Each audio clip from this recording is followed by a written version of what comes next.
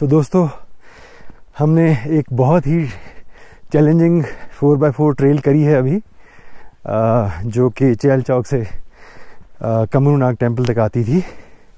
I think इससे ज़्यादा challenging track पे मैंने गाड़ी नहीं चलाई होगी। तो वैसे तो जिप्सी 4x4 है, लेकिन जितनी उसकी आर्टिकुलेशन सस्पेंशन की थी वो इस्तेमाल की गई। फॉर्चुनेटली एक लास्ट वीक ही मैंने सस्पेंशन अपग्रेड की थी और 2 इंच लिफ्ट भी की थी, तो उसका सारा फ़ायदा मुझे आज मिला। तो अभी हम श्री कमरू नाग जी के मंदिर की तरफ चढ़ाई शुरू कर चुके हैं। और ये बहुत नहीं है, मैं दिखाता हूँ आपको। चढ़ाई थोड़ी है लेकिन डूएबल है। जाहिर है कि बहुत चढ़ाई पे चलना मुझे आदत नहीं है, तो सांस थोड़ी चढ़ रही है, लेकिन it's a beautiful hike. And अगर आप आ रहे हैं कमरू नाग तो इस बात का ख्याल रखिए कि अगर किसी को सांस की प्रॉब्लम है या बहुत ज़्यादा बुज़ुर्ग हैं, तो आपको ये देखना होगा कि क्या आप ये 1.25 किलोमीटर की चढ़ाई कर सकते हैं या नहीं। And my father, who is with me, he's doing it without any problem. आप देख पा रहे हैं my father, who is touch wood fit and healthy and fine at 85, is doing this effortlessly.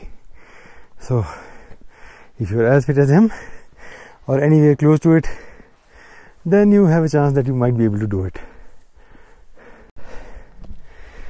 तो एक और इंटरेस्टिंग पीस ऑफ इंफॉर्मेशन जो पिताजी ने अभी शेयर की है कि हम करीब 9000 फुट की ऊंचाई से ज़्यादा आ चुके हैं। और जाहिर है कि यहाँ पे थोड़ी ठंड है, थोड़ा चिल है। और मैंने सिर्फ ये कॉटन की एक फुल स्लीव की टी शर्ट पहनी हुई है, पर चूँकि धूप है इसलिए कोई दिक्कत नहीं है। यहाँ पार्किंग पे सामने से पूरी रोहतांग पास तक मिडिल हिमालयाज़ की रेंज दिखाई दे रही है, जो थोड़ी देर में मैं आपको दिखाऊंगा। कमरू नाग जी के बारे में जो कितनी मशहूर है, उसके हिसाब से कमरू नाग जी एक यक्ष राजा थे और वे बहुत ही शूरवीर थे। महाभारत के समय में जब कृष्ण जी को ये पता लगा कि कमरू नाग जी कौरवों की तरफ से लड़ने वाले हैं, तो उन्हें एहसास हुआ कि अगर ऐसा हुआ तो युद्ध का जो आउटकम है वही चेंज हो जाएगा। इसलिए वे एक ब्राह्मण के रूप में यक्ष राजा के पास गए और उन्होंने यक्ष राजा से कहा कि आप में ऐसी क्या खास बात है जो आप महाभारत के युद्ध में पार्ट लेने जा रहे हैं।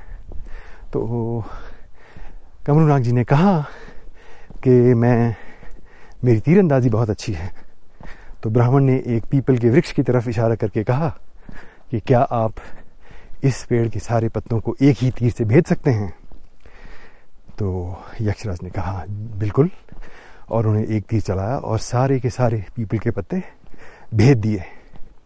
तब जो ब्राह्मण महाराज थे उन्होंने अपना असली रूप यानी कि भगवान विष्णु के रूप में दर्शन दिए और यक्ष राजा से कहा कि आप मुझे अपना सिर जो है दक्षिणा के रूप में दीजिए। और कमरू नाग जी ने बिना सोचे 1 सेकंड में अपना सिर उन्हें भेंट कर दिया। उससे पहले उन्होंने कहा प्रभु से कि प्रभु, मेरी एक ही इच्छा है कि मैं महाभारत का युद्ध अपनी आंखों से देखूं। तो कमरू नाग जी का जो था सिर, उन्होंने भगवान विष्णु ने एक पर्वत के ऊपर रख दिया, जहाँ से यक्षराज ने पूरा महाभारत का युद्ध अपनी आंखों से देखा। कमरू नाग जी के मंदिर के पास एक थोड़ी सी झील है जिसे कहा जाता है कि भीष्म पिताजी ने कमरूनाग जी के लिए बनाई थी, ताकि अगर उन्हें प्यास लगे तो वो वहाँ से पानी पी सकें। अब ऐसा कहा जाता है, जो कि बहुत ही इंट्रीगिंग और इंटरेस्टिंग है, लेकिन ये बहुत ही प्राचीन मंदिर है और इसकी बहुत मानना है। तो जल्दी ही हमें कमरूनाग जी के दर्शन होंगे।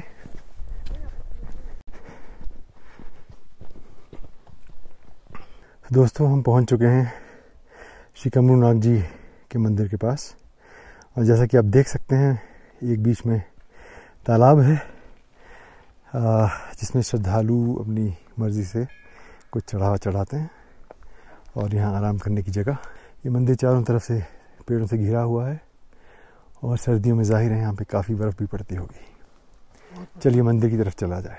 दिल तो चाहता है कि यहाँ थोड़ा वक्त बिताया जाए, लेकिन चूँकि हमें अभी शिकारी माता जी के मंदिर भी जाना है तो समय ज़्यादा नहीं है, इसलिए दर्शनों के बाद थोड़ा सा विश्राम करके वापस हमें ये जो ऑफ रोड सेक्शन था 17 किलोमीटर का, वो कवर करना पड़ेगा, जिसमें हमें करीब 1.25 घंटे से भी ज़्यादा लग गया, बिकॉज बहुत ही ट्रेचरस सेक्शन था वो।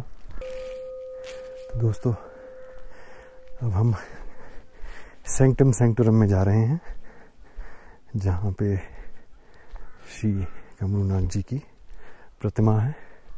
आप देख सकते हैं कि ये पहाड़ी आर्किटेक्चरल स्टाइल में बना हुआ मंदिर है, और इसमें केवल लकड़ी और पत्थर का इस्तेमाल किया गया है।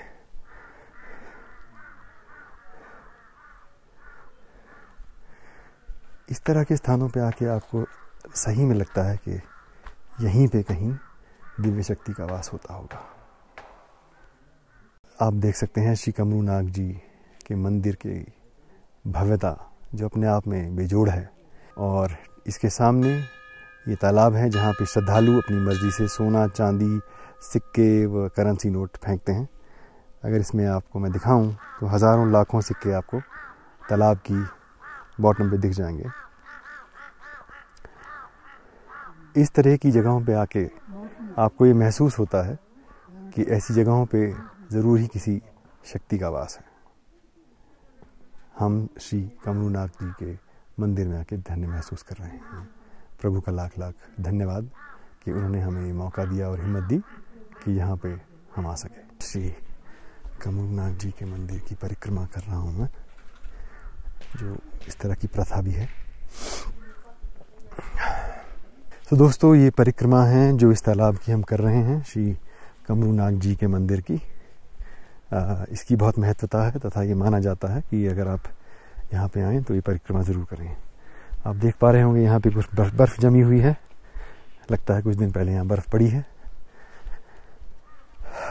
टेम्परेचर यहाँ पे करीब 6 या 7 डिग्री होगा, शायद 4 या 5 भी हो सकता है, और ये जो पेव्ड स्टोन है वो बिल्कुल बर्फ़ की तरह है। लेकिन बहुत ही शांति यहाँ पे महसूस हुई, और बहुत ही मुझे पसंद आया ये मंदिर। कुछ ऐसे पवित्र स्थल हैं जहाँ पे आके जाके आपको सचमुच लगता है कि हाँ, यहाँ प्रभु का वास ज़रूर होगा। तो ये उन जगहों में से एक है। मेरी रिक्वेस्ट है उन सभी श्रद्धालुओं से जो यहाँ पे आएंगे कि जो भी इस तरह का सामान अपने साथ लाते हैं, जैसे कि चिप्स के पैकेट, बिस्किट पैक्स या वाटर बॉटल्स, वो उनकी रैपर्स या बॉटल्स, खाली बॉटल्स अपने साथ लेके जाएं, या यहाँ पे जो कूड़ा पात्र पड़े हुए हैं उन्हीं में फेंकें, और यहाँ की जो सफाई है उसे मेंटेन करें। तो ये बहुत ज़रूरी है, क्योंकि बहुत से धार्मिक स्थलों पे ये देखा गया है कि जो श्रद्धालु वहाँ पे आते हैं वो सफाई का उतना ध्यान नहीं रख पाते। उसी वजह से हमारे मोस्टली जो मैंने देखा है धार्मिक स्थल जो हैं उनकी हालत बहुत अच्छी नहीं है। तो एक बहुत ज़रूरी चीज़, और ना सिर्फ मंदिरों में बल्कि जो वॉकिंग पाथ है यहाँ पे, जो पार्किंग से यहाँ तक करीब 1.5 किलोमीटर का है, उसके भी चारों तरफ हालांकि कुछ जगहों पे वहाँ पे भी गार्बेज बिन्स हैं, तो उन्हीं का प्रयोग करें, और कहीं पे भी अपनी जो गार्बेज है वो यूं ही ना फेंक दें। तो यही मेरी रिक्वेस्ट है। अगर हम इसे मेंटेन करेंगे तभी वहाँ की जो एक पवित्रता है वो बनी रहेगी। तो साथियों, हमने श्री कमरू नाग जी के दर्शन कर लिए हैं और अब हम वापस पार्किंग की तरफ जा रहे हैं। एक अच्छी बात यह है कि जो चढ़ाई हमने चढ़ी है, जाते समय कोई इतनी मेहनत नहीं करनी पड़ेगी, क्योंकि बहुत इंटरेस्टिंग रास्ता था और ये बहुत ही बढ़िया ये सफ़र रहा। और जो बहुत सालों से मैंने सोचा हुआ था कि मैं श्री कमरू नाग जी के मंदिर में आऊं, वो संभव हो पाया। इसकी मुझे बहुत खुशी है। तो मुझे उम्मीद है जो आप ये देख रहे हैं वीडियो, उसमें से कुछ लोग कभी फ्यूचर में आने वाले समय में श्री कमरू नाग जी के दर्शन करने यहाँ पे आएंगे। और अगर आप यहाँ पे आए, हालांकि यहाँ पे पहुँचना थोड़ा कठिन है, लेकिन यहाँ आके आपको सच में ये महसूस होगा, ये ऐसा आपको लगेगा कि ये एक दिव्य स्थान है जहाँ पे एक शक्ति का वास है। तो I am proud of my father who at 85 has done this strenuous walk. और बिल्कुल भी ये थके नहीं। अभी इन्होंने पानी भी नहीं पिया चढ़ाई चढ़ के, तो जबकि मैंने पानी पी भी लिया। So he is really an inspiration for all of us, because he is fit as a fiddle and very active. तो मेरे इस सफ़र में वो मेरे साथ आए, इसके लिए मैं उनका बहुत बहुत धन्यवाद करता हूँ। और अब हम पार्किंग की तरफ जाके अपनी सफ़र का अगला चरण शुरू करेंगे। मैं तो यही कहना चाहूँगा कि अगर आपको ज़िंदगी में कभी भी मौका मिले तो कमरू नाग ज़रूर आइए। और यहाँ आके आपको ऐसे ऐसे विस्टास देखने को मिलेंगे जो मुझे नहीं लगता कि ह्यूमनली अप्रोचेबल जगहों पे कहीं से इस तरह का व्यू मिलेगा। कम से कम मैंने तो अपनी ज़िंदगी में इस तरह का व्यू नहीं देखा है। It is so amazing. तो this is Vikram Arya signing off from the parking of Shri Kamru Nag ji मंदिर।